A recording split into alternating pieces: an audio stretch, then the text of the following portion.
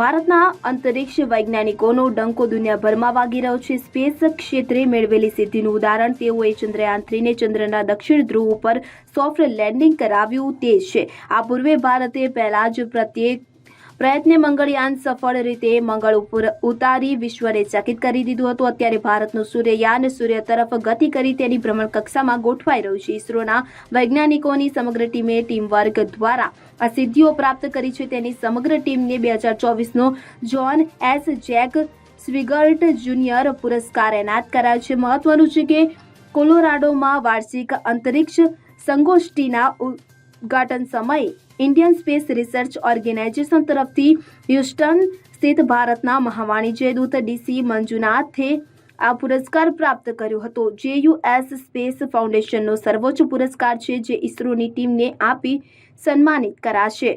Bureau report CN24 news. હવે જુઓ દેશ દુનિયાની તમામ ખબરો તમારી આંગળીના ટેરવે। ઉઠાવો મોબાઈલ અને ગૂગલ પ્લે સ્ટોર પરથી ડાઉનલોડ કરો અમારી CN24 ન્યૂઝ મોબાઈલ એપ।